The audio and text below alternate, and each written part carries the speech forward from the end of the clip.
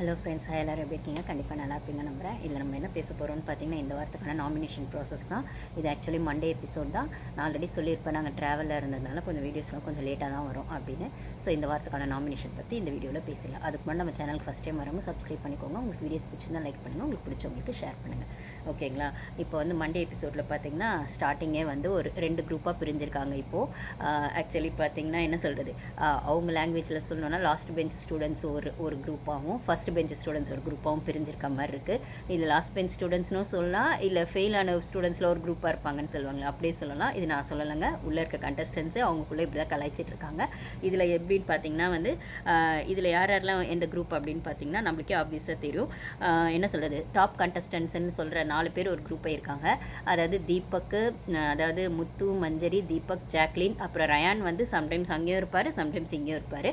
So இவங்க ஒரு குரூப்பாகவும், அதுக்கப்புறம் வந்து கன்சிஸ்டன்ஸாக ஒரு 5 பேர் உட்காந்து பேசுகிற குரூப்பில் இருக்க அருண், விஷால், ராணவ், சௌந்தர்யா, இப்போ பவித்ரா வந்து இப்போ சௌந்தர்யா கூட தான் most of the time spend பண்ணுறாங்க அப்படின்னும் போது பவித்ரா. ஸோ இவங்கெல்லாம் வந்து பவித்ரா இந்த குரூப் உட்காந்து பேசிகிட்டு இருக்காங்க. இல்லை நம்மளெல்லாம் பார்த்தா லாஸ்ட் பெஞ்ச் ஸ்டூடெண்ட்ஸ் மாதிரி இருக்கலாம், ஒரு குரூப்பாக உட்காந்து பேசுகிற மாதிரி இருக்குது அப்படின்னு கலாய்ச்சிட்டு இருக்காங்க. விஷாலும் சொல்கிறார், ஆமாம்மா இந்த ஃபெயில் ஆன ஸ்டூடெண்ட்ஸில் ஒரு குரூப்பாக இருப்பாங்கல்ல அந்த மாதிரி இருக்குது அப்படின்னு பவித்ரா சொல்கிறாங்க. ஆமாம்மா உனக்கு அப்படி தோணுதா, எனக்கும் அப்படி தாண்டா தோணுது அப்படிங்கிற மாதிரி சௌந்தர்யா பவித்ரா எல்லாரும் கலாய்ச்சிட்டு இருக்காங்க. அப்போ அந்த பக்கம் கிராஸ் ஆகி போகிறாங்க இவங்க ஜாக்லின்னு. அப்போ அவங்கள பார்த்து வந்து ராணவ் சொல்கிறாரு, ஜாக்லின் ஃபஸ்ட் ரேங்க் ஹோல்டர் அப்படிங்கிற மாதிரி சொல்கிறாரு. உடனே வந்து ஜாக்லின் வந்து விஷாலை பார்த்து, இது என்னடா இதெல்லாம் ஏன்டா இல்லை பேசுகிறீங்க அப்படிங்கிற மாதிரி ஒரு மாதிரி, ஏன் இப்போல்லாம் சொல்கிறீங்க அப்படிங்கிற மாதிரி சொல்லிவிட்டு அன்சைடு போய் மஞ்சரி கிட்ட சொல்கிறாங்க, பாரு விஷால் வந்து இப்படி கலாச்சிட்ருக்கான். அதாவது விஷால் வந்து ராணவை சொல்லி இன்ஃப்ளூயன்ஸ், ஆக்சுவலி சொன்னது என்னவோ ராணவ் தான்.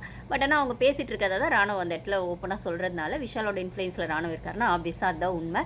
அதுக்கப்புறம் வந்து இதை தான் நாமினேஷன் கொண்டு வந்து காரணமாக சொல்கிறாங்க. ஸோ விளையாட்டை சொல்கிறதா நாமினேஷனில் கொண்டு வந்துடுறாங்க. ஏன்டா இப்படி பண்ணுறான்னு விஷாலே வந்து ராணவ் கிட்ட கேட்குறாரு. அதுக்கப்புறம் விஷால் தான் இதை பண்ணுறாரு அப்படிங்கிற மாதிரி மஞ்சரி கிட்ட போய் ஜாக்லின் சொல்கிறாங்க. ஸோ இது கண்டினியூஸாக நடந்துகிட்டே தான் இருக்குது இந்த கோல்டு வார் அப்படின்னும் போது இப்போயும் அது கண்டினியூ ஆகிட்டு இருக்கு. பட் ஆனால் அப்போ ஓப்பனாக தெரியல, இப்போ ஓப்பனாக தெரியுது அப்படிங்கிற இடத்துல இது வந்து நின்று இருக்குது. ஸோ இது ஒரு பக்கம் ஆகுது. அதுக்கப்புறம் விஷாலும் சவுண்டு தனியாக ஒரு இடத்துல பேசுகிறாங்க. ஃப்ரெண்ட்ஷிப் வந்து இந்த கேமை பாதிக்கக்கூடாது, ஆப்வியஸாக இதில் அது நடந்துட்டுருக்கு அப்படின்னு விஷால் கிட்ட வந்து சௌந்தர்யா ஜாக்லினோட ஃப்ரெண்ட்ஷிப் தான் பேசிகிட்டு இருக்காங்க. அவங்களுக்கு ஜாக்லினை பற்றி எதுவுமே சொல்கிறதுக்கு இல்லைனாலுமே இந்த ஒரு விஷயத்தை கன்சிஸ்டன்ட் எடுத்து வச்சுக்கிட்டே இருக்காங்க அப்படின்னு தான் சொல்லணும். இது வந்து ஒரு பீரியட் ஆஃப் டைம் வரைக்கும் அந்த கோவா கேங்னு இருக்கும்போது வரைக்கும் ஓகே. இப்போ கோவா கேங்னே ஒன்றும் இல்லை, ஜெஃப்ரியும் வெளில போயாச்சு, அவங்கவுங்க கேம் அவங்கவுங்க இண்டிவிஜுவல் அப்படிங்கிற இடத்துக்கு வந்து கொண்டு வந்து ஆட ஆரம்பிச்சிட்டிங்க. அதுக்கப்புறமா ஏன் இதையே சொல்லிட்டு இருக்கீங்க சௌந்தர்யா அப்படிங்கிற மாதிரி தான் இருக்குது. விஷாலுக்கு நாமினேட் பண்ண ஒரு ரீசன் வேணும் அப்படின்னா சௌந்தர்யாவுக்கு ஒரு ரீசன் வேணும் அப்படிங்கிற இடத்துல தான் இது வந்து திருப்பி வந்து நிற்கிது. ஸோ ஜாக்லினை நாமினேட் பண்ண இவங்களுக்கு ஆளுக்கு ஒரு ரீசன் வச்சுருக்காங்க. ஏன்னா என்ன சொல்கிறது, ஆளுங்களை வச்சுட்டு நாமினேட் பண்ணுறது அப்படின்னா இவங்களுக்கு இந்த ரீசன் இருக்குது அப்படின்னா ரீசனை க்ரியேட் பண்ணுறது ரீசனை க்ரியேட் பண்ணிவிட்டு அதுக்கப்புறம் அது இவங்க தான் அப்படின்ற மாதிரி ஒரு இடம் இருக்குது இல்லைங்களா? ஸோ அந்த மாதிரி தான் ஜாக்லினை நாமினேட் பண்ணோம், அதுக்கு ஒரு ரீசன் அப்படிங்கிற மாதிரி தான் இவங்க வந்து ஜாக்லினா கண்டினியூஸாக வந்து அந்த ஒரு நெகட்டிவ் ஷேட்லேயே வச்சுருக்காங்க அப்படின்னு சொல்லலாம். இதில் அருண், விஷால், சௌந்தர்யா இவங்க 3 பேரும் கண்டினியூஸாக ஜாக்லினை வந்து டார்கெட் பண்ணுறது அப்படிங்கிறத ஒரு முக்கியமான ஜாபாகவே வச்சுருக்காங்க அப்படின்னு சொல்லலாம். அவங்க கேம் அவங்க விளையாடுறதை விடவோ இதில் அவங்க ஃபோக்கஸ் ஜாஸ்தியாக இருக்குது அப்படிங்கிறத யதார்த்தமான உண்மை. ஸோ இது ஒரு பக்கம் நடக்குது. அதுக்கப்புறம் ஜாக்லின் மஞ்சரி கான்வர்சேஷன் விஷால் பற்றி ஒன்று நடந்துட்டுருக்கு. அதுக்கப்புறம் வந்து இதே வந்து சௌந்தர்யா கிட்ட வந்து விஷால் என்ன சொல்கிறேன்னா, நம்பிக்கை துரோகம் அப்படி இப்படின்றத நான் தான் சொல்லலாம்னு நினச்சேன் வீக்கெண்ட் எபிசோடில். பட் ஆனால் அதை அப்படியே வந்து ஜாக்லின் என்கிட்ட சொல்லிட்டா, என்ன பார்த்து சொல்லிட்டா அப்படிங்கிற மாதிரி சௌந்தர்யா கிட்ட புலம்புறாரு. உடனே சௌந்தர்யா சொல்கிறாங்க, அதை நீ சொல்லியிருக்கலாம் இல்லைனா, அதை நான் சொல்லலை, மனசோட வச்சுக்கிட்டேன். பட் ஆனால் அது சொல்லி ஜாக்லின் சொல்லிட்டாங்க அப்படின்போது ஹோஸ்ட் கிட்ட வந்து வீக்கெண்ட் எபிசோடில் ஜாக்லின் சொன்னதை, விஷால் பற்றி சொன்னதை நம்மள வீடியோவாக போட்டிருப்போம். அதை நியூ ரெசல்யூஷனே அவங்க விஷாலை தான் தாக்கியிருப்பாங்க. அதுக்கப்புறம் யாருக்கு ஓட் போடாதீங்க அப்படிங்கிற கான்செப்ட்லேயே விஷாலை தான் அவங்க தாக்கியிருப்பாங்க. அதை தான் வந்து விஷால் வந்து சௌந்தர்யா கிட்ட மீன் பண்ணுறாரு. இது ஒரு பக்கம் நடக்குது.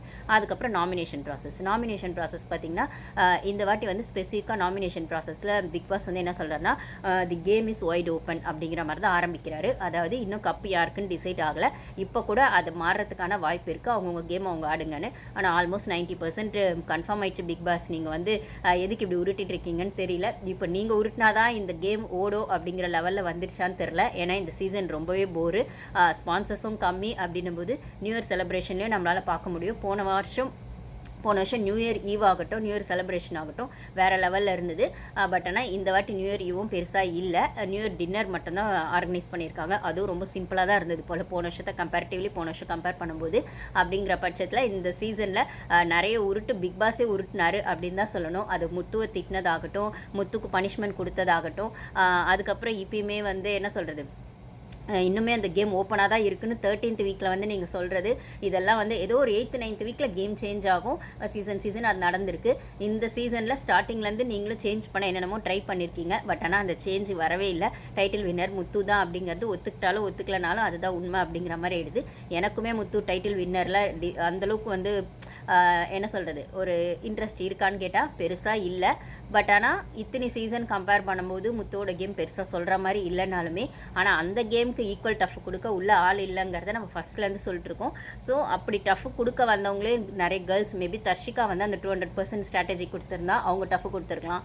ஆனந்தி வந்து கண்டினியூஸாக அந்த கேமை வந்து ஓப்பனாக வந்து பேச ஆரம்பிச்சிருந்தா, பின்னாடி பேசுகிற காசிப்பு முன்னாடி பேசியிருந்தா டஃப் கொடுத்துருக்கலாம்.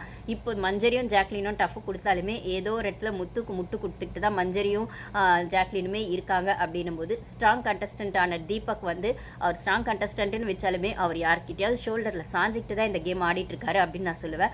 அப்போது அருண் முத்துவாக இருந்த இப்போ விஷயம் இப்போ முத்து சௌந்தர்யாவா அவருக்கான விஷயத்தில் அது டைவர்ட் ஆயிருக்கு. நீங்கள் பார்த்தீங்கன்னா தெரியும், எப்பயுமே 2 குரூப்பாக இருக்காங்க அப்படின்னா ஒரு குரூப் வந்து பெஸ்ட்டாக பண்ணிட்டுருக்காங்க, ஒரு குரூப் செகண்டில் நிற்கிறாங்க. நீங்கள் லீடிங்கில் இருக்கீங்க, நாங்கள் செகண்டில் இருக்கோம் அப்படின்னு சொன்னால் தீபக்கோட கேம் எப்படி இருக்கும்னா, லீடிங்கில் இருக்கவங்க கூடவும் சேர்ந்துக்குவார், செகண்டில் இருக்கவங்க கூடவும் சேர்ந்துக்குவார். இப்போ என்ன சொல்கிறது, அது மிஸ் ஆனால் இது மிஸ் ஆனால் அதுன்ற மாதிரி அவர் ஒரு ஜம்ப் அடிச்சிருவார். அப்போ அருண் விஷாலாக இருந்தது அவரோட டீம் ஃபார்மேஷன். இப்போ வந்து பார்த்திங்கன்னா அருண் வந்து சைடு வாங்கிட்டார். பெருசாக எதுவுமே இல்லை. அவர் வந்து கிட்டத்தட்ட எலிமினேட் ஆகி வெளில போகிற இடத்துல தான் இருக்கார். பெருசாக அவருக்கு ஸ்கோப் இல்லைன்னு தெரிஞ்சோடனே அவரோட அருண் விஷால் கூட இல்லை, அருண் முத்து கூட தான் ஃபஸ்ட்லேருந்தே, நான் விஷால் நீங்கள் சொல்லியிருந்தா ஸோ அருண் முத்து கூட தான் ஸ்டார்டிங்லேருந்தே அவர் கேம் இருந்திருக்கும்.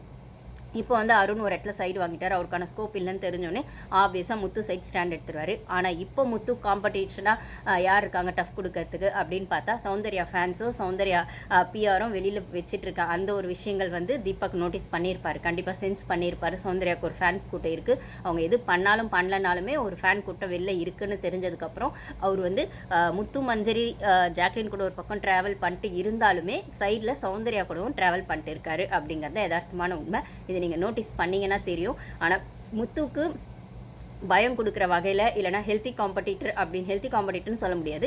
முத்து யாரை பார்த்து பயப்படுறாருன்ற ஒரு சில கண்டஸ்டன்ஸ் உள்ளே இருக்காங்கன்னா அதில் சௌந்தர்யாவோட பார்ட்டும் முக்கியமானது, ரயானோட பார்ட்டும் முக்கியமானது, அப்புறம் ராணவ். பட் ஆனால் ராணவ் ஒரு பெருசாக ஒரு கண்டஸ்டன்ஸாக உள்ளே இருக்கவங்க கன்சிடர் பண்ணாதனால அது பெருசாக தெரியல. ஸோ இப்போ வந்து யார் கூட சேர்ந்துக்கிட்டா பார்ட் ஏல ஒரு கேம் ஆடலாம், பார்ட் பியில் ஒரு கேம் ஆடினா அது மிஸ் ஆனால் இது மிஸ் ஆனால் அது அப்படிங்கிற இடத்துல தீபக் வந்து யார் கூட சேர்ந்துருக்காருன்னு பார்த்தீங்கன்னா முத்து மஞ்சரி ஜாக்லின் கூட அவர் ட்ராவல் பண்ணுற மாதிரி அங்கங்கே உட்காந்து பேசினாலுமே சைடில் சௌந்தர்யாக்கிட்டேயும் ஒரு ஃப்ரெண்ட்ஷிப் மெயின்டைன் பண்ணிட்டு தான் இருக்காரு. இது ஜெர்காச்சுன்னா அது ஜெர்காச்சுன்னா இதுன்னு அவர் கேம் பிளேவை எப்போ வேணால் மாற்றிடுவார் அப்படிங்கிறது யதார்த்தமான உண்மை. அதாவது இதோட கேம் பிளே எப்படி இருக்கும்னா, வெளில வந்து நாமினேஷனில் வரும்போது அவருக்கான ஓட்டிங் வந்து யார் கூட அவர் இருக்காரோ அவங்களுக்கான ஓட்டிங் வரும் அப்படிங்கிறது தான் ஒரு யதார்த்தமான ப்ராசஸ் இந்த ஓட்டிங் ப்ராசஸில். இப்போ பார்த்தீங்கன்னா முத்து நாமினேஷனில் வரணும்னா போன வாரம்லாம் அதோட ஒரு வாரம் அவங்களோட ஓட்டு வந்து பவித்ராக்கு போச்சு, போன வாரம் மஞ்சரிக்கு போச்சு, இந்த வாரம் தீபக் போகுது. ஒருவேளை முத்து நாமினேஷனில் வந்துட்டாருன்னா அப்போ தீபக் நாமினேஷனில் வரும் யார் ஓட்டுனா சௌந்தர்யா வரலன்னா சௌந்தர்யா கூட ட்ராவல் ஆகலாம். மேபி இந்த வாரம் அப்படி தான் இருக்கும். அதாவது சௌந்தர்யா இந்த வாரம் நாமினேஷனில் வரல, ஸோ சௌந்தர்யா ஓட்டோ இல்லை முத்துவோட ஓட்டோ எப்படி இருந்தாலும் தீபக் வரணும் போது யாரோட ஓட்டையாவது வச்சு ட்ராவல் பண்ணிடலாம் அப்படிங்கிறது தான் தீபக்கோட பிளானாக ஆப்வியஸாக இருக்கலாம். இது என்னோட ஒப்பீனியன் தான். ஸோ அதே மாதிரி தான் இப்போ வந்து ஓட்டிங் ப்ராசஸில் தீபக் ஃபஸ்ட்டில் இருக்காருன்னா கண்டிப்பாக அது முத்துவோட ஓட்ஸாக தான் இருக்கணும். அப்படின்னும் போது கொஞ்சம் மிஸ் ஆனால் செகண்ட் லெவலில் சௌந்தர்யா ஓட்ஸும் கை கொடுக்கும். ஸோ ஏதோ ஒரு விதத்தில் தனக்கான நாமினேஷன் ப்ராசஸில் சேவ் ஆகணும் அப்படின்னா யாரோட ஊட்டியை பிடிச்சி யூஸ் பண்ணிக்கலாம் அப்படிங்கிறது தீபக்கோட எக்ஸ்ட்ரீம் பிளானாக இருக்கும். இது வந்து உள்ளே இருக்க கண்டஸ்டன்ஸ்க்கு புரியுதோ புரியலையோ தெரியல, வெளில தீபக்கோட கேமை கவனிச்சவங்களுக்கு இது புரிஞ்சிருக்கும். ஓகேங்களா? இப்போ வரலாம் நாமினேஷன் ப்ராசஸில் ஃபஸ்ட்டு வந்தோடனே முத்து வந்து சௌந்தர்யாவை தான் பண்ணுறாரு. ஆப்வியஸாக ஒரு சௌந்தர்யாவை அட்டாக் பண்ணும்போதே தெரியும் சௌந்தர்யா கிட்ட அவருக்கு ஸ்டார்டிங்லேருந்தே ஒரு பயம் இருக்குது அப்படிங்கிறது. அதாவது இவங்க தெளிவாக பேசக்கூடிய ஆள் தான், பட் ஆனால் எல்லா இடத்துலையும் பேசலை. அப்படிங்கும்போது சௌந்தர்யாவை சொல்கிறேன் அப்படின்னும் போது அவருங்க தான் தெளிவாக பேச மாட்டாங்களே முத்து, அப்புறம் எதுக்கு அவங்கள பார்த்து பயப்படுறீங்க அப்படிங்கிற மாதிரி தான் நம்மளுக்கு கேட்கணும்னு தோணுது. ஸோ சௌந்தர்யா அவங்க தெளிவாக பேசலனாலும் ஏதோ ஒரு இடத்துல அவங்களோட பேச்சு உங்களுக்கான ஒரு பயத்தை ஏற்படுத்துது அப்படிங்கிறது தான் உண்மை. இல்லை அவங்களோட ஃபேன்ஸ்க்கான அந்த ஒரு கூட்டமோ கிளாப்ஸோ உங்களை பயமுறுத்துது அப்படிங்கிறது தான் உண்மை. ஓகேங்களா? ராணுவ சொல்கிறாரு தான் யார் அப்படிங்கிறதே புரியாமல் ஒரு கேம் ஆடிட்டுருக்காரு ராணுவ் அப்படின்னு சொல்லி. ஸோ முத்து வந்து சௌந்தர்யாவே ராணுவையும் பண்ணுறாரு. அதுக்கப்புறம் வந்து ஜாக்லின் வந்து விஷாலையும் பவித்ராவையும் பண்ணுறாங்க. விஷாலுக்கு ஆல்ரெடி தெரியும், ஜாக்லினுக்கு நிறைய ரீசன்ஸ் இருக்குது சொல்ல. அது பவித்ரா வந்து இன்னும் ஓப்பன் அப் ஆகலை அப்படிங்கிறது அது திருப்பி அதே தான் வருது. அந்த பொண்ணு ஏன் தான் வச்சு எல்லாரும் இப்படி அடிக்கிறாங்களோ தெரில. ஓகே, மற்றவங்களாம் அடிக்கிறாங்க, ஓகே ஜாக்லின் நீங்கள் அடிக்கிறீங்க அப்படிங்கிற மாதிரி தான் நம்மளுக்கு கேட்கணும்னு தோணுது. அதை விட அடிக்கிறதுக்கு நிறைய பேர் இருக்காங்களே அப்படின்னும் போது நீங்கள் அதை பண்ணுறீங்கன்னா உங்களுக்கு ஃபேவரட்டிசம் ஒன்று இருக்குது. நீங்கள் ரயானை பண்ண மாட்டீங்க, சௌந்தர்யாவை பண்ண மாட்டீங்க, அருண் விஷாலையும் ஆப்வியஸாக பண்ண மாட்டீங்க. அப்போ யாருக்கு, அதாவது விஷாலை கூட பண்ணிடுவீங்க, அருணை பண்ண மாட்டீங்க. அப்படி இருக்க பட்சத்தில் வந்து பவித்ரா அப்படின்னும் போது உங்களுக்கான ஒரு ஃபேவரட்டிசம் அங்கே இருக்குது அப்படின்னு தான் சொல்லணும். அப்புறம் முத்துவையே நீங்கள் பண்ண மாட்டீங்க, ஏன்னா முத்து கூட இப்போ நீங்கள் ஃப்ரெண்டாக இருக்கீங்க அப்படின்னும் போது இந்த இடத்துல தேவைப்பட்டா முத்து ஜாக்லினும் மஞ்சரியை கூட வந்து அதாவது தீபக்கை பண்ண மாட்டார், ஆனால் ஜாக்லின் மஞ்சரியை கூட அவர் நாமினேட் பண்ணுவார். பட் ஆனால் தீபக்கை பண்ண மாட்டார் அப்படின்னும் போது முத்துக்கு உண்மையாக இருக்கிறது இந்த இடத்துல மஞ்சரியோ ஜாக்லினோ இருக்காங்க அப்படின்னு தான் நான் சொல்லுவேன். அதனால முத்துவை அவங்க நாமினேட் பண்ண மாட்டாங்க. ஒரு டஃப் காம்படிஷன் கொடுக்கணுன்னா ஃப்ரெண்டுங்கிறத மீறி அங்கே வந்து நம்ம வெளில தெரிஞ்சவங்களோ உள்ளே தெரிஞ்சவங்களோ, பட் ஆனால் நாமினேஷன் ப்ராசஸ்ன்னு வந்தால் அந்த நாமினேஷனுக்குள்ளே ஃப்ரெண்டாக இருந்தாலும் கொண்டு வரணும் அப்படிங்கிறதா அந்த கேமுக்கான எத்திக்ஸ். இதை எல்லாரும் ஃபாலோ பண்ணுறாங்களான்னு கேட்டால் கண்டிப்பாக கிடையாது. பட் ஆனால் முத்து இதை வந்து தேவைப்பட்டால் எப்போ வேணால் பண்ணுவார், இல்லை பண்ணாமே இருப்பார், அவரோட ஸ்ட்ராட்டஜியை பொறுத்து. ஆனால் இந்த இடத்துல ஜாக்லின் முத்துவை பண்ண மாட்டாங்க அப்படிங்கிறது தான் உண்மை. மஞ்சரியும் முத்துவை பண்ண மாட்டாங்க, ஆனால் தேவைப்பட்டால் முத்து பண்ணுவார். அப்புறம் ரயான் வந்து ராணவையும் அருணையும் சொல்கிறாரு. ராணவ் சொல்கிறதுக்கு அவருக்கு ரீசன் இருக்குது. அப்புறம் அருண் ஆப்வியஸாக. அப்புறம் தீபக் வந்து பார்த்திங்கன்னா தீபக் நம்ம லாஸ்ட்டாக வச்சுக்கலாம். ஏன்னா தீபக்கோடது பவித்ராவோடது நாமினேஷன் அந்த நாமினேஷன் ப்ராசஸே மாற்றுச்சின்னு சொல்லலாம். ஸோ அது அவங்க 2 பேரும் நம்ம தனியாக வச்சுக்குவோம். தனியாக அதை பற்றி பேசும்போது பேசலாம். ஓகேங்களா? ரயான் வந்து ராணவியா அருண்னு சொல்கிறாரு. மஞ்சரி வந்து அருண் விஷால். ஆப்வியஸாக அவங்க ஸ்டார்டிங்லேருந்தே அருண் விஷால் தான் சொல்லுவாங்க. அருண் வந்து இந்த கேமில் வந்து ரொம்ப நாள் முன்னாடி காணாமல் போயிட்டார். ஸோ காணாமல் போன அவர் வந்து இந்த கேமில் இருக்கிறத விட வெளில போகிறதே நல்லது அப்படிங்கிற மாதிரி. அப்புறம் விஷால் ஒரு கம்ஃபர்ட் ஜோன்லேயே தான் அந்த கேம் ஆடிட்டு இருக்காரு. பெருசாக அவர் இன்னும் வெளியே வரலன்னும் போது அது உண்மை தான். ஏன்னா பிபி டீம் தான் அவரை வெளில கொண்டு வர ட்ரை பண்ணுறாங்க. ஆப்வியஸாக டிக்கெட் டு ஃபினாலேக்கும் கொண்டு வர ட்ரை பண்ணுறாங்க. பட் ஆனால் என்ன சொல்கிறது, அவர் தனியாக அவர் கேமை இவ்வளோ நாள் ஆடினாரான்னு கேட்டால், அந்த எஃபோர்ட்டை போட்டாரான்னு கேட்டால் இல்லை. இழுத்து பிடிச்சி விஷாலை வந்து பிபி டீம் கொண்டு வர ட்ரை பண்ணுறாங்க அப்படின்னு தான் சொல்லணும். ஓகேங்களா? சொல்லுவாங்களே, நீங்களா ஓடலனா நாங்களாக பிடிச்சி தள்ளுன்னு தள்ளுவோன்னு, அப்படி தான் தள்ளிட்டு இருக்காங்க விஷாலை டிக்கெட் டு ஃபினாலேக்குன்னு தான் சொல்லணும். ஓகேங்களா? அப்புறம் சௌந்தர்யா வந்து முத்துவை சொல்கிறாங்க. அதுக்கப்புறம் ஆப்வியஸாக வந்து ஜாக்லின். முத்து வந்து அவங்க சொல்கிறது நம்மளுக்கு தெரியும். சௌந்தர்யாவுக்கும் முத்துக்கும் அந்த கோல்டு வார் போயிட்டே இருக்கிறதுனால சௌந்தர்யா முத்துவை சொல்கிறாங்க. அப்புறம் ஜாக்லின் வந்து ஆப்வியஸாக அந்த ஃப்ரெண்ட்ஷிப் ரீசன் வச்சு சொல்கிறாங்க. அதுக்கப்புறம் வந்து பார்த்திங்கன்னா விஷால் வந்து தீபக்கை சொல்கிறாரு. தீபக் வந்து உள்ளே வந்தவங்கெல்லாம், அதாவது இந்த ஃப்ரீ டாஸ்கில் உள்ளே வந்தவங்க ஃப்ரெண்ட்ஸ் சர்க்கிள் எல்லோரும் வந்தவங்களாம் தீபக் வந்து ரொம்ப மெச்சூர்டாக இருக்கார், ஜென்யூனாக இருக்காருன்னு சொல்ல அவர் வந்து தன்னோட உண்மையான முகத்தை வெளில காட்டாமல் கொஞ்சம் சட்டிலாக வந்து சைலண்ட்டாக மெயின்டைன் பண்ணுறாரோ, அப்படி அவங்க எல்லோரும் ஜென்யூன் சொல்லவே அதை மெயின்டைன் பண்ணோங்கிறதுக்காகவே அவர் வந்து தன்னோட கோவத்தையோ தன்னோட எமோஷன்ஸை வெளில காட்ட மாட்டேங்கிறாரோ அப்படிங்கிற மாதிரி அவர் சொல்கிறாரு. அதுக்கு ஒரு எக்ஸாம்பிள் இருக்குது. அது வந்து லைவில் நான் பார்த்தேன். அந்த ஆட்டிடியூட் அந்த இடத்துல வெளில வந்தாலுமே அதுதான் அங்கே விஷால் மீன் பண்ணியிருப்பார். அந்த டாஸ்க் படிக்கிறதுல கூட வந்து அன்றைக்கி அப்படி தான் நடந்துக்கிட்டாரு தீபக் சார். அது வந்து அந்த மாதிரி இல்லாமல் ஒரு பழைய தீபக்காக வரணுமே தவிர இந்த மாதிரி வந்து வர கோவத்தையோ ஆட்டிடியூடோ அவர் வந்து சட்டில் ஆக்கிட்டு அந்தளவுக்கு ஃபேக்காக இருக்க வேண்டாம் அப்படிங்கிறத சொல்லுவார். அந்த டாஸ்க் பற்றி நான் வந்து டைம் கிடைக்கிறப்போ ஸ்பெஷல் வீடியோவாக போடுறேன். அந்த இடத்துல ஜாக்லினுக்கும் தீபக்குக்கும் ரொம்பவே முட்டிச்சு. அந்த இடத்துல தீபக்கோட உண்மையான ஃபுல் ஆட்டிடியூட் வெளில வந்தாலுமே எங்கேயாவது அவர் மாரி அது வெளில வரும்போது அதை அவர் சட்டில் ஆக்கிட்டு ஆப்போசிட்டில் பாதிக்கப்பட்டவங்கள என்ன சொல்கிறது, தன் கோவத்தால் அவங்க வந்து ஹர்ட் ஆகியிருக்காங்கன்னா உடனே அதை சரி பண்ணுறதுக்கான முயற்சியில் அவர் ரொம்பவே கான்ஷியஸாக இறங்கி என்ன தான் தப்பாக வெளில தெரிஞ்சிடக்கூடாதுன்றதுல ரொம்பவே கான்ஷியஸாக இருக்கார் அப்படின்ற இடத்துல அது ப்ரூஃப் ஆச்சு. அந்த டாஸ்க் படிக்கிற விஷயம் அதை தான் இந்த இடத்துல விஷால் மீன் பண்ணியிருப்பார். இது வந்து 1 hourல வரலை. ஸோ அதை மீன் பண்ணி தான் தீபக்கை வந்து விஷால் வந்து நாமினேட் பண்ணுவார்.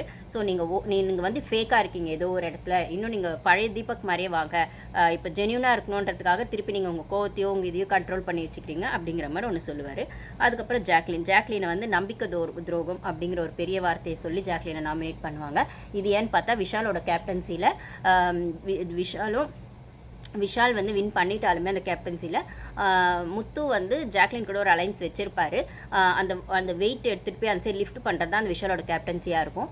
அப்போ வந்து அலைன்ஸ் வச்சிருப்பாரு ஜாக்லின் கூட. பட் ஆனால் அவங்க முன்னாடியே என்ன சொல்லுவாங்கன்னா, தேவைப்பட்டா நான் சேர்ந்துக்கிறேன், இல்லைனா என் கேமை நான் ஆடுறேன்னு தான் சொல்லியிருப்பாங்க ஜாக்லின். அதே மாதிரி ஒரு ஃப்ளோவில் நடுவில் முத்து கேட்டப்போ அவங்க கேமில் அவங்க ஃபோக்கஸ் பண்ணதுனால ஜாக்லின் இந்த சைடு விட்டுருவாங்க. அதே மாதிரி முத்து ஒன்றும் சும்மா இல்லை.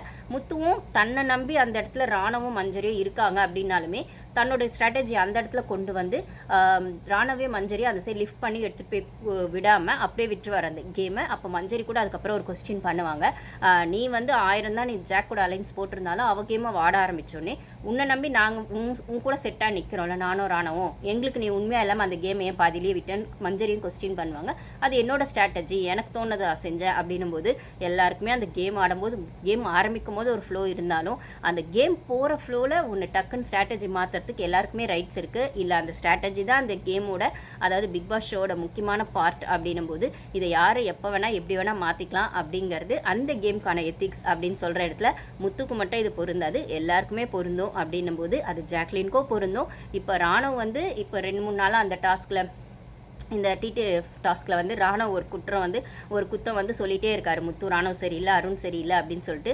அந்த இடத்துல அது அவங்களுக்கான ஸ்ட்ராட்டஜி அப்படிங்கிறதே முத்து அக்செப்ட் பண்ணி தான் ஆகணும் அப்படின்றத யதார்த்தமான உண்மை. ஆனால் முத்துவால் அதை அக்செப்ட் பண்ணவே முடியாது. இதுதான் முத்துவோட கேரக்டர். நான் ஃபஸ்ட்லேருந்து சொல்லிட்டுருக்கேன், முத்துவுக்கு தான் வச்சதோ இல்லை தான் சொல்கிறதோ தான் டிசைட் பண்ணதோ நடக்கணும் அப்படிங்கிறதுல ரொம்ப கான்ஷியஸாக இருப்பார். அதுக்கான எஃபர்ட்டை அவர் வந்து கோவமாக வெளியில் போடலை அப்படின்னாலுமே அவரோட வார்த்தை விளையாட்டில் அதை கொண்டு வருவார் அப்படிங்கிறது தான் யதார்த்தமான உண்மை. இது மற்றவங்களுக்கு பார்க்குறவங்களுக்கு அவர் வந்து புரிய வைக்கிறாரு, விளக்கம் சொல்கிறாரு, இல்லை அவர் நியாயத்தை பேசுகிறாரு அப்படின்னாலுமே அதில் ஒரு பாலிடிக்ஸ் வச்சு தான் அவர் பேசுவார். இதில் அவருக்கான நியாயம் மட்டும்தான் அந்த பாலிடிக்ஸில் இருக்கும், மற்றவங்களுக்கான நியாயம் இருக்கவே இருக்காது. ஆனால் அது தெரியாத வகையில் அவர் மைண்ட் ஃபீட் பண்ணுவார், மேனிப்புலேட் பண்ணுவார் அப்படிங்கிறது முத்துவோட யதார்த்தமான கேரக்டர். இதுக்கு டஃப் கொடுக்க அந்த வீட்டில் யாருமே இல்லை. ஏன்னா முத்து அளவுக்கு அந்த வீட்டில் பேசுறதுக்கு யாருக்கும் வரலை, இல்லை தெரியல அப்படிங்கிறது தான் நம்ம ஒத்துக்க வேண்டிய ஒரு விஷயம். ஓரளவுக்கு ஈக்குவல் டஃப் கொடுக்குற மஞ்சரியுமே முத்துவோட ஃப்ரெண்டாக போனதுனால ஸோ என்ன சொல்கிறது, டஃப்பே இல்லாமல் தான் அவர் இந்த சீசனை வின் பண்ண போகிறாரு அப்படிங்கிறது தான். ஏன்னா வாயை வச்சு தான் போன சீசன் வின் பண்ணாங்கன்னு அர்ச்சனா வந்து அருண் கிட்ட சொன்னாலுமே அதே தான் இப்போ முத்துவும் பண்ணியிருக்காரு அப்படிங்கிறது தான் யதார்த்தமான உண்மை. இதுக்குன்னு முத்து மிஸ்டேக்ஸே பண்ணலை, வார்த்தைங்களே விடலை, யாரையும் ஹர்ட் பண்ணலையான்னு கேட்டால் எல்லாமே பண்ணார். ஆனால் புரியாத வகையிலையும் தெரியாத வகையிலையும் பண்ணார். அவர் அப்படி ஓப்பனாக பண்ணாலும் அவரோட ஃபேன்ஸ் அதை ஒத்துக்க தயாராக இல்லை அப்படிங்கிறது தான் உண்மை. ஓகேங்களா?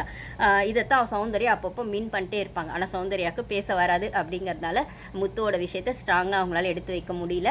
ஆனால் அவங்க டைரெக்டாக மீன் பண்ணுறது சௌந்தர்யாவும் பவித்ராவும் முத்துவை ஸ்ட்ராங்காக வந்து இவர் இது தான் பண்ணுறாரு, இது தான் செய்கிறாரு அப்படிங்கிறத பின்னாடி பேசினாலும் முத்து முன்னாடி நின்று ஆர்கியூமெண்ட் பண்ணுற அளவுக்கு அவங்களுக்கு அந்த கெப்பாசிட்டி இல்லை. ஏன்னா பேசுறது அப்படிங்கிறது ஒரு பெரிய ஸ்கில் அப்படின்னும் போது இந்த இடத்துல நான் ஸ்டார்டிங்லேருந்தே முத்துவோட தான் சொல்லியிருப்பேன். முத்துவோட ஸ்கில் எப்படி யூஸ் ஆகும்னா அவரை விக்டிமாவும் காட்டிக்க முடியும், மற்றவங்கள விக்டிம் ப்ளேம் பண்ணவும் முடியும், ரெண்டும் இல்லாமல் நியூட்ரலாக நான் ஒரு ஒப்பீனியன் சொல்கிறேன் அப்படின்னு சொல்லி நடுவில் ஒரு பாலிடிக்ஸும் பண்ண முடியும். அப்படிங்கிற இடத்துல முத்துவோட அந்த ஒரு பேச்சு திறமை அவருக்கான ஒரு ஹைலைட்டாக இருக்குது அப்படிங்கிறது தான் உண்மை.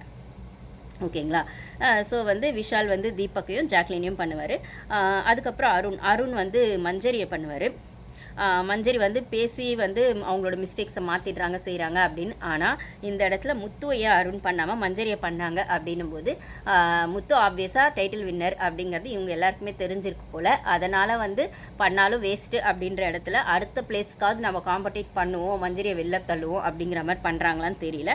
அது ஒன்று. அதுக்கப்புறம் ஜாக்லின் ஆப்வியஸாக இதுவுமே அதுக்குள்ளே தான் வரும். முத்து டைட்டில் வின்னர்னு தெரிஞ்சப்பறம் அது நெக்ஸ்ட் பிளேஸில் இருக்க மஞ்சரியோ ஜாக்லினையோ வந்து எலிமினேட் பண்ணிடணும். ஸோ அப்போ தான் டாப் 3லையோ டாப் 5லையோ நம்ம வர முடியும் அப்படின்னு வந்து அருண் நினச்சிருக்கலாம். ஓகேங்களா? அதுக்கப்புறம் ராணுவ வந்து மஞ்சரியை பண்ணுவார். ஸோ இவர் வந்து எப்பயுமே வந்து என்ன சொல்கிறது, முன்னாடி இருக்கவங்க என்ன பண்ணாங்களோ இன்ஃப்ளூயன்ஸ் ஆகி பண்ணுறது தான் ராணுவோட வேலை. அதே மாதிரி மஞ்சரியை சொல்வார் அருண் சொன்ன மாதிரி. அப்புறம் ரயான், இது ஒன்று நடக்கும். அதுக்கப்புறம் தீபக் வருவார். தீபக் வந்து ராணவையும் பவித்ராவையும் பண்ணுவார். தீபக் வந்து இந்த இடத்துல ராணுவுக்கு ஆல்ரெடி 2 ஓட்டு வந்ததுக்கப்புறமும் ஏன் வந்து இன்னொரு ஓட்டு போட்டார் அப்படிங்கிறது ஒரு கொஸ்டினாக இருக்குது. அந்த இடத்துல அந்த ஓட்டு அவர் சௌந்தர்யாவுக்கு போட்டிருக்கலாம், முத்துக்கு போட்டிருக்கலாம் அப்படின்னாலுமே ரயானுக்கு கூட போட்டிருக்கலாம் அப்படின்னாலுமே அவர் வந்து அதை பண்ணலை. எக்ஸ்ட்ராவாக ஒரு ஓட்டு ராணுவுக்கு போட்டு அங்கே கொண்டு வராரு. அப்புறம் பவித்ரா எப்பயும் போல் அவரோட ஈஸி டார்கெட் பவித்ரா பண்ணும்போது அதை அந்த இடத்துல வைக்கிறாரு. அப்புறம் ஃபயர் மோடில் வந்திருக்கணும் பவித்ரா, வரேன்னு சொல்கிறாங்க, நான் உங்களோட ஃபயர் மோட் வரல அப்படிங்கிற மாதிரி ஒரு ரீசன் சொல்கிறாரு. இந்த இடத்துல தீபக் வந்து சௌந்தர்யாவை பண்ணலங்கிறது ஒரு பெரிய கொஸ்டின், முத்துவை பண்ணல அப்படிங்கிறது ஒரு பெரிய கொஸ்டின், ரயானை பண்ணல அப்படின்னா ஆல்ரெடி அதுவும் ஒரு கொஸ்டின் தான். ஏன்னா ரயான் மேலே அவருக்கு கோவம் இருந்தாலும் இந்த இடத்துல ரயான் தன்னை நாமினேட் பண்ணல அப்படிங்கிறதுக்காகவோ இல்லைனா ஏதோ ஒரு பர்பஸ்க்காகவோ ரயானை பண்ணலை. ஏன்னா ரயானோட ஃப்ரெண்ட்ஷிப்பை மேபி இந்த ஒரு 2 வீக்ஸில் தீபக் பிடிச்சிக்கிறதுக்கான வாய்ப்பு இருக்குது. நான் சொன்ன மாதிரி அந்த வீக்கில் யார் வந்து பெஸ்ட்டாக தெரியுறாங்க, இல்லை ஸ்கோப் எடுக்கிறாங்க, வீக்கெண்டில் ஸ்கோப் வாங்குறாங்க, இல்லை கிளாப்ஸ் வாங்குறாங்கன்னு பார்த்து அவங்க கூட டக்குன்னு ட்ராவல் பண்ணி அவரோட ஸ்ட்ராட்டஜியை தீபக் மூவ் பண்ணிட்டே இருக்காரு. அப்படின்னும் போது இப்போ டிக்கெட் டு ஃபினால் எல்லாம் ஓரளவுக்கு ரயான் வந்து ஓரளவுக்கு ஹை பிளேஸில் வந்தாலுமே ஒரு டஃப் காம்படிட்டராக ரயானா அந்த வீட்டில் இருக்கார். அப்படின்னும் போது ஃபஸ்ட்டு அருண் முத்து, அதுக்கப்புறம் ஜாக்லின் மஞ்சரி முத்து அப்படின்னு இப்போ ஒரு குரூப்பு, அதுக்கப்புறம் இப்போ சைடில் சௌந்தர்யா அப்படின்னாலுமே ரயானை ஒரு ஆப்ஷனாக முத்து தீபக் வச்சிருக்க வாய்ப்பு இருக்குது. இதில் நாமினேட் பண்ணிட்டார்னா இவர் வந்து ரயான் கூட க்ளோஸ் ஆக முடியாது. அப்படின்றதுனால ரயானை வந்து அவர் இன்னொரு பார்ட்டாக வச்சுருக்காரு அப்படின்னு தான் நான் சொல்லுவேன். அப்போது பவித்ரா வந்து பார்த்தீங்கன்னா ரயானுக்கு ஒரு ஓட்டு வந்திருக்கு, தீபக் ஒரு ஓட்டு வந்திருக்குன்னு தெரிஞ்சோடனே அவங்க 2 பேருமே நாமினேஷனில் கொண்டு வருவாங்க. இதில் பவித்ரா ரயானை வந்து சொன்ன ரீசனும் தீபக் சொன்ன ரீசனும் தீபக் சொன்ன ரீசன் மட்டும் என்னால் பவித்ரா எப்போ பாரு தீபக் அந்த ரீசன் தான் சொல்கிறாங்க, அவர் இன்ஃப்ளூயன்ஸ் ஆகிறாரு, மற்றவங்க பேச்சை கேட்டு பண்ணுறாருன்னா கண்டிப்பாக கிடையாது. இன்ஃப்ளூயன்ஸ் அப்படிங்கிறது நம்மளை மீறி நம்ம இன்ஃப்ளூயன்ஸ் ஆகிறது, இல்லை நம்மளுக்கு அந்த விஷயத்தை நம்ம யோசிக்கிறத விட மற்றவங்க வேறு விதமாக அதை யோசித்து நம்ம மைண்டுக்குள்ளே ஃபீட் பண்ணுறது, நம்மளை அறியாமல் நம்ம இன்ஃப்ளூயன்ஸ் ஆகிறதா இன்ஃப்ளூயன்ஸ். தீபக் அந்தளவுக்கு முட்டாலாம் கிடையாது. அப்படின்னும் போது பவித்ரா வேறு ரீசனாக சொல்லலாம் தீபக்கு, ஆனால் அவங்க அதை தான் சொல்லிட்டு இருக்காங்க, தீபக் இன்ஃப்ளூயன்ஸ் ஆகிறாருன்னு. அதுக்கப்புறம் பவித்ரா வந்து ரயானை சொல்லுவாங்க, ரயானுக்கு சொன்னது கரெக்டாக அவர் யோசிக்கிறாரு, எல்லாம் பண்ணுறாரு, ஆனால் எக்ஸிக்யூட் பண்ண மாட்டாரு. அப்படின்னும் போது ஆமாம் அது ஏதோ ஒரு இடத்துல ஒரு செல்ஃப் டவுட்லையோ இல்லை ஒரு ஹெசிடேஷன்லையோ ரயான் அந்த இடத்துல ஸ்டக் ஆகிட்டாருன்றது உண்மைதான். ஸோ இது இப்படி தான் நடந்துச்சு. ஸோ இந்த இடத்துல முத்துவும் சௌந்தர்யாவும் நாமினேஷனில் வரல, ஏன்னா ஒரு ஓட்டு தான் உங்களுக்கு வந்துச்சு. அப்படின்னும் போது வரல. அப்படிங்கிற இடத்துல இதில் முத்து சௌந்தர்யாவையும் சௌந்தர்யா முத்துவையும் பண்ணும்போது அந்த 2 ஓட்டு அங்கேயே ஸ்டக் ஆகிடுச்சு, வேறு யாரும் அவங்களுக்குள்ளே போகவே இல்லை. அப்படின்னும் போது இவ்வளோ நாள் நாமினேஷன் ப்ராசஸ் வந்து நடந்திருந்தாலும் இந்த நாமினேஷன் ப்ராசஸ் என்ன சொல்கிறது ஒய்டு ஓப்பன் அப்படிங்கிற இடத்துல பிக் பாஸ் எடுத்து வச்சாலும் அது வந்து ஓப்பன் நாமினேஷனாக நடந்தாலும் வந்து என்ன சொல்கிறது பிக் பாஸ் வந்து இந்த நாமினேஷன் குட்டாக இருந்தது அப்படின்னு அப்ரிஷியேட் பண்ணியிருக்காரு. ஓகே 2 பேர் வரல நாமினேஷனில், இருந்தாலும் அவங்கவுங்க கரெக்ட் ரீசன்ஸை கரெக்டாக ஃபேஸ் டு ஃபேஸ் சொல்லி நாமினேட் பண்ணியிருக்கீங்க, நல்லா இருந்தது நாமினேஷன் அப்படின்னு அவருக்கு இந்த அப்ரிசியேஷனை கொடுக்க 13 வீக்ஸ் ஆச்சு போல். ஸோ இத்தனி வாரம் யாரும் ஒழுங்காக நாமினேட் பண்ணல அப்படிங்கிறது தான் இதுக்கான ஒரு புரிதலை நான் பார்க்குறேன். இன்னமும் ஃபேவரட்டிசம் இருக்குதா, இருந்தாலுமே இத்தனி வாரத்தில் கம்பேர் பண்ணும்போது இந்த வாரம் ஓகே அப்படிங்கிற மாதிரி பிக் பாஸே வந்து அப்ரிஷியேட் பண்ணியிருக்காரு. ஸோ இது இப்படி நடந்ததுக்கு அப்புறம் முத்து வந்து ஒரு கான்ட்ரவர்சியை வைக்கிறாரு. அது என்னங்கிறத நம்ம நெக்ஸ்ட் வீடியோவில் பார்ப்போம். Thank you guys.